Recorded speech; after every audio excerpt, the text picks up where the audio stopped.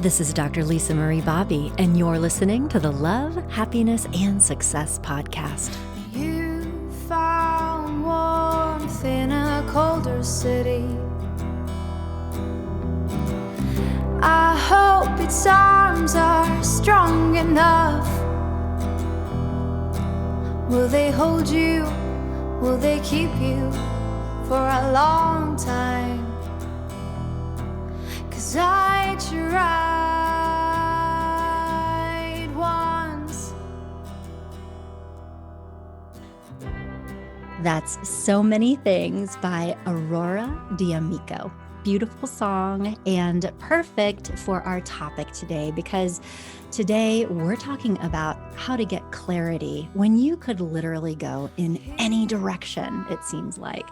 And I think that's one of the weird benefits almost of this experience that we've just been through together, of having it, feel like the world has basically just fallen apart.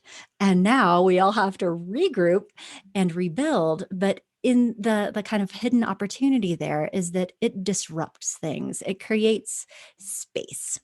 It's harder, I think, to make major life changes when you're already in this like really clear, entrenched path and everything is just moving in one direction. Like it's hard to get off that train sometimes. But when things feel a little iffy and when there's not a ton of clarity about what exactly is going to be happening next, it can create this space, this opportunity to think about, well, what do I want to have happen next? And how can I potentially design it? And I think a lot of people are in this space right now. And, some people it's showing up in their relationships, some in the sort of existential, what am I doing with my life thing? And there can be many components of that, certainly. But an important one of those is, what am I doing with my career? And I think that's why, here at Growing Self, we've seen a ton of clients showing up with an interest in talking about their careers. So we do career counseling and career coaching, professional development coaching. And that's a lot of what we're doing lately, is talking with people about how to either make a pivot in their career or, go more deeply into their chosen career path. But the most important thing that I'm hearing over and over again from our clients is, I need meaning. I need this to be in alignment with my passion and what I really want to be doing with my life, because I think there's sort of this renewed awareness that life is short and that we need to make it count. So that's the theme. And in addition to that part, been seeing just a ton of really like smart, resourceful, successful people who are in a decent place, but they're saying, I feel like it could be more, right? And they're also saying that they feel like they have a lot of different opportunities, that they could go in many different directions. And that in itself, while, it's a good thing, can also feel really paralyzing, because people get very anxious about, okay, so I could do 10 different things, but which one is the right thing? Like, especially when they're all, maybe kind of interesting or kind of good, and they have to choose one in order to make it happen. So then there's this stress. And they wind up getting stuck, in indecision, where they feel like it's hard to make any choice at all, which then just perpetuates more of the same. And as we all know, we can stay stuck in the same place for quite a long time without that energy to go in one direction or the other. So what we're talking about today is, how do we begin to break out of that paralysis, especially with new opportunities on the horizon, and pick not just a path, but the air quote right path. And to help us with this, I have invited a colleague of mine on today's episode. We're going to be speaking with career counselor and professional development coach, Megan Rankin. Megan is my colleague here at Growing Self, and she is amazing. And she is a legitimate expert on this topic. She has a whole master's degree in career development, and so this is what she specializes in. She's a certified career counselor. She's been doing this a while. And she is also has a background as a therapist too.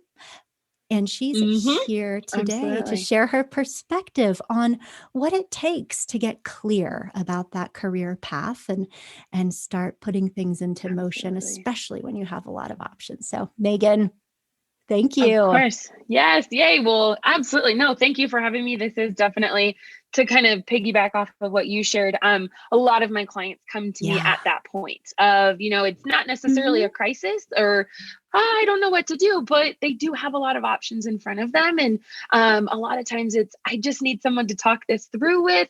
And I would love a little guidance on how do I take that next step? How do I even know a next step is warranted? Yeah, absolutely. There's a lot of that going on. I think COVID stirred a lot of that up for us. And I'm as a career counselor choosing to see that as a Yeah. great opportunity, right? Take inventory of what's going on in our lives, and make sure we are using our time well when we're working from home or maybe unemployed or whatever COVID brought Mhm. for us in our Yeah, career. definitely. Well, I love your positive spin and that idea that it's an opportunity, and that I mean, I know it sounds kind of trite, but that hidden in difficult life experiences, there usually is an opportunity of some kind, but we just have to Right, find it. So, okay, so if we go into this right. more deeply, um, say that you have a career counseling client who's showed up and is in that situation. They're, stable. Maybe it's not a bad situation, but they're really having that sense of wanting more. They want a career that is in Yeah. alignment with their passion, and they're doing Mm, something that they kind of like, but it's not as good as it could be. And I'm wondering if you could just maybe we could start by just taking us into what are some of the things that you see these clients grappling with? I mean, not so much specific choices, but like, how does it feel? yeah, absolutely. It's interesting. It's a catch 22, right? Because if we do have a Yeah. positive spin on it and say, okay, this is a nice time to take some inventory and look through some things, there's hope in that, and we love hope. We want to see hope. It's where I start a lot of time. Let's foster hope if that doesn't feel Hmm. like it's kind of readily available for us.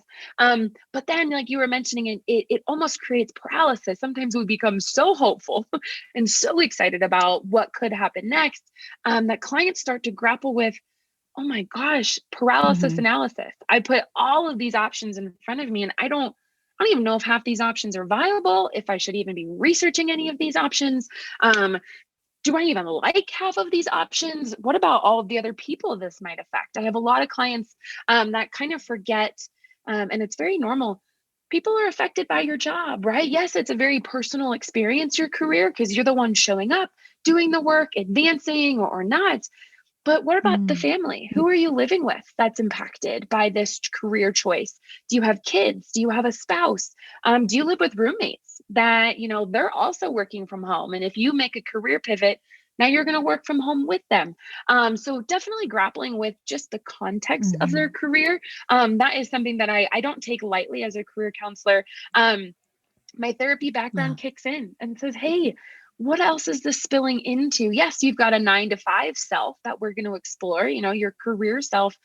What about when you close your laptop or you hang up the phone or you get back into your car and drive home? So, not only are they grappling with just the options that are out there, we're also grappling with what kind of transition are we actually Yeah. embarking on if we do choose to shake some things up, and what's going to kind of be different if we do take a step in the next Yeah, direction. that's so important, and I could see how that's a really, necessary place to start. It's like, not even just what you wanna do, but, like, the context of everything, and per Yeah. that's a great point because I mean, I hear from people all the time that, like, their career can become so, consuming and so like much Mm, of their life that it's almost difficult to right. have anything else. Like they get home at the end of the day and they're so wiped Absolutely. out or exhausted, or if your career pivot is going to require graduate school and you have to maintain Mm, your job through that, how will that impact your personal right. life? And so like having that kind of conversation first to map it all out Yeah. can be necessary.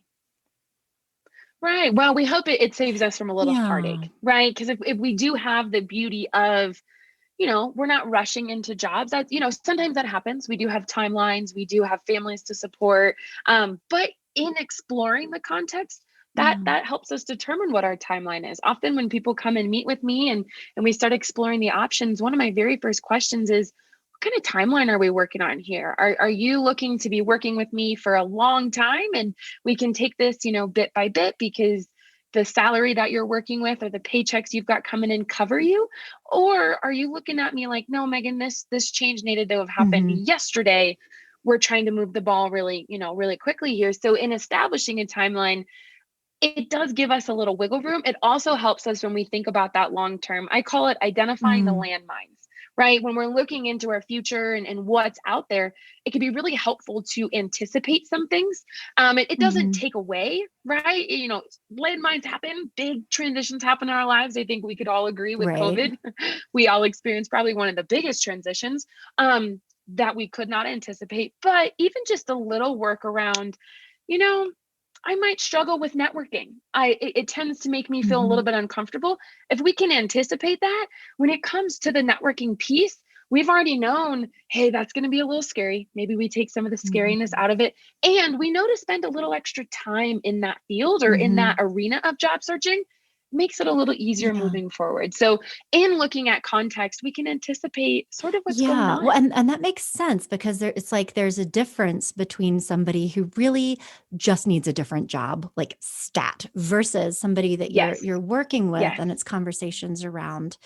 I'm imagining like, do you want children? What is your, yeah, where do you want to Yeah, be living? What does your partner think about, and like kind of, like the phrase exactly. that's coming up is the designing a life type conversations compared to Absolutely. the getting a Absolutely. different job, because those two things are really different. Yeah. Yeah. Well, and you're kind of actually speaking to some Hmm. really big paradigm shifts that we did see in the career world. For a long time moving forward, it was kind of that trait factor approach, right? Where if you have these skills, Hmm. these aptitudes, well, here's a job that you can do. We've seen success for people like you in this field. Hmm. Go for it. And there's still some really great um, knowledge we can glean from that. And as we're getting, more Hmm. complex as human beings, our society is getting more complex. So is our Yeah. context, right? And you're kind of pointing out kind of this life design paradigm that career counseling is really Hmm. shifting into. And that takes in consideration, what are the roles I hold? What are my long-term goals? What are my values? It takes the employee and makes them Yeah. into a human rather than just an employee, because good career counseling acknowledges the human in you and says, hey, where are we getting this information from? What information is important to you when we are looking for Hmm. jobs? So absolutely, life design Yeah. is, that's where I feel most comfortable operating. And that's actually how I'm able to act as someone who honors her therapy Hmm. past while being a really good career counselor. I kind of blend the two in Yeah. that No, way. that's perfect. And I like the, because I think sometimes that's what people think is going to happen when they show up for career counseling. It's like you're going to give them a couple of tests and then you're going to like compute their Right. scores and then say, okay, you should be a forest ranger. And here are 3 places that you can apply Right. and go do that. Right. And but yours, See you good when you're luck with done. that. And there's that like old Yes. school mentality, but what you're saying is that Yeah. there's so much more to it, that it's not just what you could do Yes. or that you would enjoy doing or that has like the benefits Right. package you would be interested in. It's like, who are you as a human, Absolutely. and what's your why? Yeah. Like, why are we doing all of this? Absolutely. Yeah. The why Hmm. is huge. That's what we focus on a lot of times. And especially, when that word Yeah. passion comes up. I have a lot of clients, Megan, I want to do something I'm passionate about. I'm passionate about it. In kind of determining passion, first we're starting with defining passion, because my passion is going to look a lot different than your passion versus the guy, walking down the street. He has a Hmm. different passion than you do. So we're really spending some time defining, what does passion even look like? Because if we don't know, we're just shooting in the dark, right? So we start with that. And then as we're kind of moving forward and figuring other things out, I'm asking you about, what did your parents have to say about career? What did your teachers have to say about career? How is that influencing the work that you're doing? Is that playing a factor in this? Maybe you've received some negative information about the world of work and about career, and that's actually holding you back. And we didn't really understand that just yet. That kind of matching approach would neglect that. But looking at the person as a human says, hey, let's check out the messaging around this. Or even, what does the culture say about this? What messages are you intaking from our culture, from our society? Are you disqualifying yourself before we even put it on the table? Or do you have preconceived ideas about, well, I have to do that because of X, Y, and Z, right? We want to define passion. Those pieces, that's part of understanding your passion and getting clarity around a lot of that. I think I'm hearing you say the first step is like to do some exploration almost around how you got to where you are right now almost. Is it like, did you Absolutely. create this, or were you sort of bending in the direction of these cultural forces and messages, like sort of differentiating what's you and that authentic self-directed part versus what your mom thought you should do, or where your mom thought you should be when you were 31. Like, is that Yeah. what you see Yes. happening? 100%. Absolutely. Yeah, definitely. And that can actually be really surprising for people when I do ask questions around their past. They're like, what do you mean? We're preparing for, my future 5 years. Yeah, we are. And we're going to hold space for that. And I've got a lot of cool questions oriented around that. The conversation around that, though, is so much more fruitful if you trust me for just a little bit and allow us to kind of pivot and turn back and say, what brought you here? How did that go for you? Do you have some thoughts about your career? I also, a lot of times in job searching, maybe when we are kind of getting into the more tough, kind of what we would call hard skills, right? Are you interviewing well? Is your resume in line? Does your cover letter look good? When I kind of explore a lot of that, sometimes there's parts of our job past that we actually haven't made peace with. And we need to spend some time around that, right? So let's say you were in a job, you had a really negative experience. Maybe management like a toxic you didn't enjoy management kind of thing. Yeah. Toxic. Absolutely. Yep. Something that maybe dragged you down. Maybe you got fired or you got let go and you haven't done any healing around that experience. When we kind of move forward and work on those hard skills, that actually might come up a little bit. If we can do some work on it before we get to that resume and cover letter, it's going to make that resume and cover letter work really fruitful. So that can be a surprise for people when I say, hey, tell me about what brought you here. How did you get to sitting in front of me from the start to the end? And let's pull some of that apart. And the trust piece comes in because I ask you, can you trust me this is going to be effective? Because sometimes they're like, this is dumb. I don't want to talk about it. And I honor that. It can be hard, right? That typically indicates to me, though, we do need to do a little work around what brought you here and make sure we kind of make sense and meaning, right? The life design. When we're thinking about you as a human and how you've designed your life, I got to know what artistry and craftsmanship you did. Oh my gosh. To get that is here. like, I have never actually thought about it in that way before, but it's almost like shifting from a career or a job. I mean, I am such a relationship person. I'm kind of running it through my relationship filter right now, but it's like, it would be impossible and not wise to jump into a new relationship without doing a little bit of an autopsy on the last one. And how did that impact you? Or like even, the dating coaching client around talking about relationship history, where have you been? And certainly for couples, because these life experiences are so impactful. And so what I'm hearing you say is that you're kind of slowing people down sometimes to like, kind of like mine the growth experiences out of like, what did you learn about yourself and your values in this situation with this toxic, narcissistic boss? Like, what do we need to like take from that? Everyone's right? had one. Yep. Yeah. And additionally, kind of a nice add-on to this, not only do we kind of understand our past a little more and make some meaning out of it, there's you said the word kind of mining, right? And I think of hidden gems. So when people talk to me about, hey, I want to do something I'm passionate about, and you kind of stare at the abyss that is your future, how hard is it to define Right. passion? Oh my gosh, you could spend 45 minutes sitting in silence and never fully define passion. So when I have clients that give me that blank stare of, I don't really know, I say, hey, let's take an easier approach. Let's Yeah. start with your past. What went well? What didn't go Mhm. well? What would you like to replicate? What could you do without Mhm. never occurring again in your future?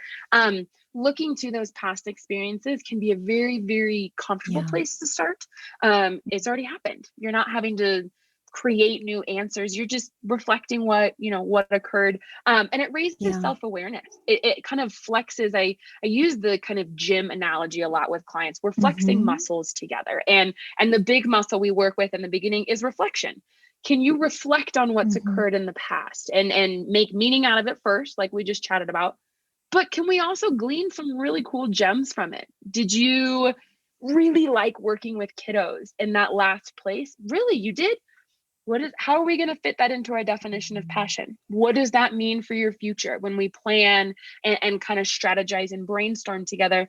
Look to Yeah. the past to see if that can give you kind of a Yeah. roadmap too. That's great. It's really that Mhm. exploration and the mining to figure out who Mhm. you are and what is important. Yeah. Okay, can I ask you a Yeah. question? And this is somewhat random, and I'm sure it's probably different for every person. But I know, I mean, Yeah. Erin, our practice, what we I think see a lot of the types of clients are people who, um, are sometimes fairly well established, even in careers Mm. in which they are objectively successful, and they're okay, nothing terrible is Mhm. happening, but they're just like not feeling it. They're bored Mm. sometimes, or they're like, "Ugh, is this all?" And so question 1 related to that, Okay. how do you think that happens? That someone, Mm. because I mean, usually it requires at least some intention to get on Right. a trajectory, and a lot of times, it happens when we're so young. I mean, we need to choose college majors when we're Yeah. 18. I don't know about you. I didn't know Ooh, if I was coming or going when I was 18. I mean, but I got a lot to say about college majors. well, Don't like, even worry is about that how it it. starts? I mean, do people just like get on this trajectory before they even truly know themselves? Is that how the situation is created? Or do you see other things kind of at Sort of. play there when you have a 29-year-old who's Yeah. like dreading going to Mm. work on Monday? Like, how does that happen? Yeah. Couple different Mhm. things. And you touched on it, right? With each Sure. person it is a little different. But college, absolutely. If someone does go the kind of quote unquote traditional route where they finish up their, secondary schooling, they finished high school and they are going to move into a university setting. Yeah, there's a lot of pressure in those 4 years. If you do a 4-year degree, if you do a 2-year degree, to kind of make a Yeah. stamp, right? And say, this is what I'm doing. I picked this major.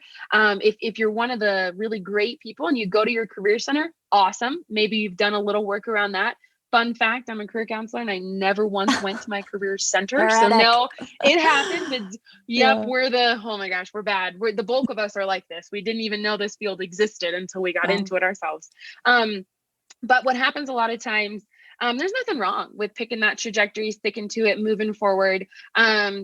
That shows dedication. It shows commitment. I think that's great. What I notice when that happens is a lot of times there's just a lack of Mhm. self-awareness. Because when you think about that, there was really no pause that was Yeah. required of you to take inventory, right? So when you, let's say, do pick that major, and let's say I'm going to pick on human development because that's what I majored in, right? So I pick that trajectory. I get into that very first job. I keep moving, I keep moving, Mhm. I keep moving.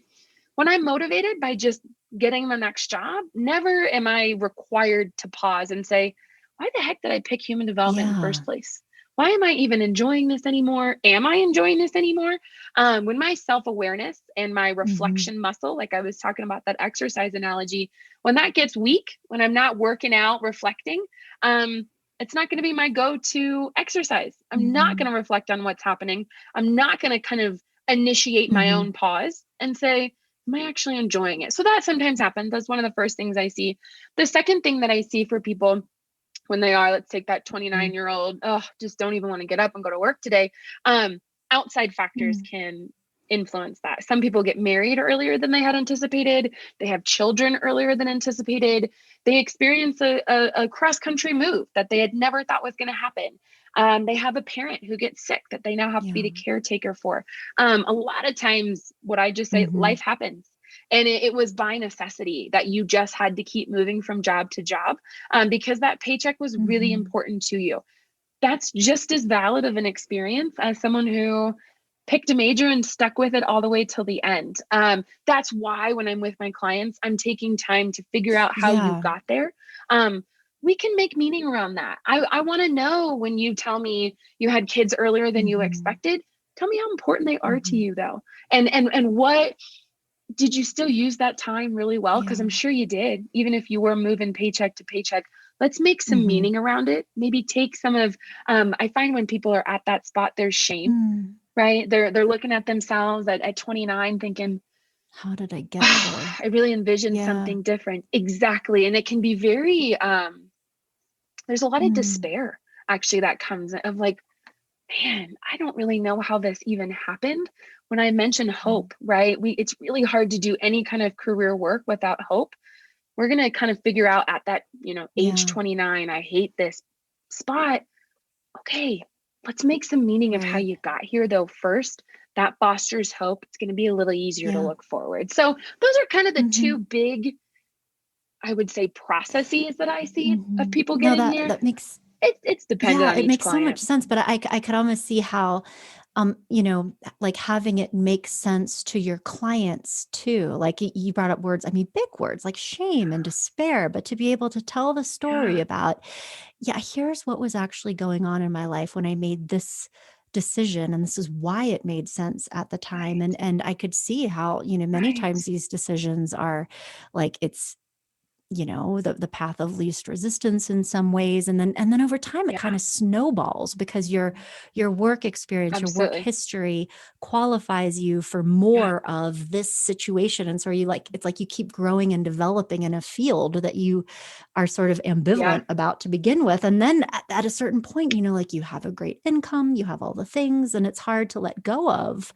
right, because right. there's almost like a lot to lose with that idea of, Sure. I mean, it's not always starting over, certainly, but, like, I think it can be scary. Right. But Yeah. it can feel that way. Yeah. It can feel, even if it's not fully Mhm. starting over, you're still probably for one of the first times in your life out loud saying, I'm not happy Yeah. where I'm at. And that alone can really be, it's Yeah. jarring to kind of admit that sticking with this 29, sorry to the 29-year-olds out there. And I'm Yeah. sure people are doing well at It's a 29, it's but a it's a crossroads, that age. Yeah. 28 to absolutely. 32. And Mhm. we love them. We love them. That can be, imagine having to reflect on Yeah. your whole life and say, wow, my choices got Mhm. me here. Okay, but I'm doing all Mhm. right.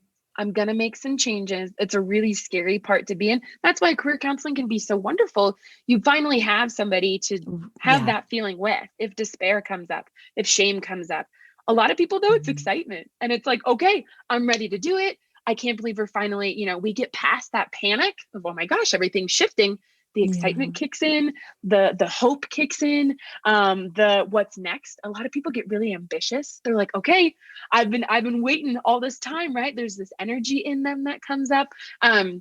We just got to make a little meaning of it first. And something that I really enjoy kind of letting people in on when we do start talking about, okay, what's next and how can we do this? When we're making meaning of that past, when we're naming some of the feelings that we're having, when we're just getting language around it, we're actually kind of using a double-edged sword. Not only are you going to feel a lot better about it and find some hope, you also just practiced articulating that to an Mm. employer. So let's say we are in an instance where 29 years in the making, you've been working on this career, your resume Mhm. shows that. And now, let's say I'm in human development and I'm shifting to business. Oh my gosh, my resume doesn't look at all like what it Mhm. should look like to get me into business. So when I'm in that interview and they're asking me, hey, Megan, there's a pretty big gap between the direction you're headed and where you've been. Help us Mhm. understand. You've already spent time working with me, putting Yeah. language to this experience, articulating it, Mhm. understanding it, taking the shame out of it, taking the fear out of it. It's a really, really kind of hidden skill that I try to get my clients to enjoy with me of like, thanks for doing this hard work. First, you feel better, benefit number one. Second, these employers are really going to enjoy what Mhm. meeting you did make out of it. And you just kind of, without knowing it, practiced Yeah. interviewing skills. So I'm a little No, it's sneaky it's about that, good though, but 'cause it's like it's good. but before somebody can sell themselves to another person, an employer, it's like they have to have sold themselves on, yes, this they have to Yes. get that type of clarity, and that is like Right. working through it with you and having those conversations, and Right. yeah, Right. wow. Absolutely. Yeah. Mhm. So I'm a little I tricky. like it. I like it.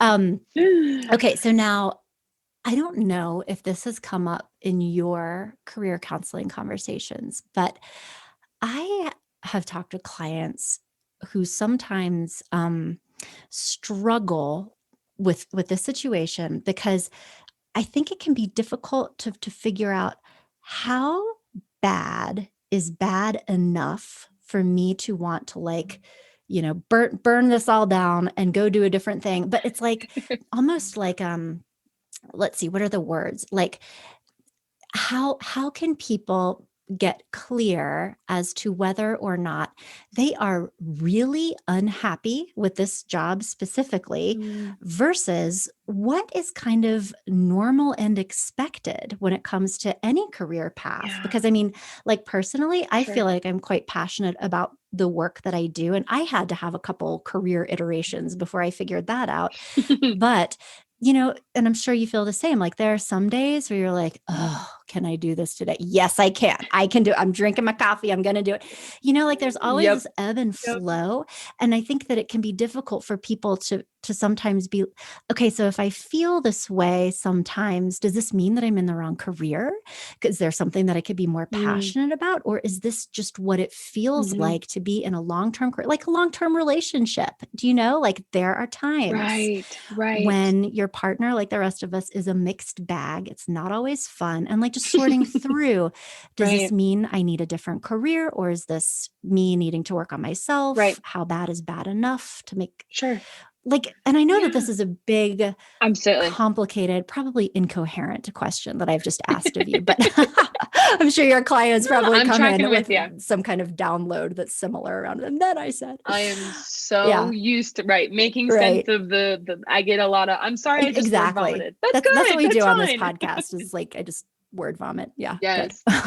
Let the thoughts roll. Yes. And you know what? That can be a really hard, I kind of define that as a Yeah, threshold. That's a really challenging threshold to define. And it is a lot of times it's client to client, it's sure. circumstances to Always different. circumstances, Yeah. you Mhm. know, and first thing we're looking at, how secure is that job making you? Before we do any Mhm. craziness, is this a job that paycheck to paycheck, if that paycheck were to go away, we would be, kind of things would not be looking good. So we have to take in the Yeah. reality of the Mhm. situation first when we think about that. Once we've done some work around that, and for some clients, that's a really quick answer of like, I'm good, Mhm. it's time. For other clients, we're going to have to kind of reach that threshold, get some skills around hanging in that threshold because we need to stay in this job for a little Mhm. bit longer. That's okay. But let's take, the great scenario of I'm ready. My savings is set. I'm Mhm. good to go. When we think about ebbs and flows and kind of how we tackle them in a day-to-day situation, the first thing you're going to look at, and this is actually a really fun activity you can do with somebody or on your own, envision your life at a 10-year mark and a Mm. 5-year mark, but start as far out Mhm. as possible. For some people, that far out mark may only be 2 years, and that's okay. Some of my younger clients, when you're just getting out of school, it's Yeah. going to be that, you're like, I don't really know this field just yet. So we're only looking at 2 years. That's okay. Pick your time frame. So I'll do 10 years and we'll use my personal life example. So in 10 years, I've got I've got a lot of goals around it. When I reflect on where I'm at currently, I ask myself the question of, does this job align with my Mhm. 10-year goal? And typically, thankfully, right now, my answer is yes. So when I'm pouring that cup of coffee with like a sleepy man in my eye, because it's Monday and I don't want to go to work, I say to myself, and in 10 years, you're going to have done so much work to get here. It's going to be worth it. Now, let's say you have your 10-year vision. And when you think about that 10-year mark, I challenge you to think about, where are you living? Who are you living with? What car are you driving? What groceries do you have in your fridge? Think about the Mhm. lifestyle you want when you think about that 10-year goal. Not just, I want to have this job title.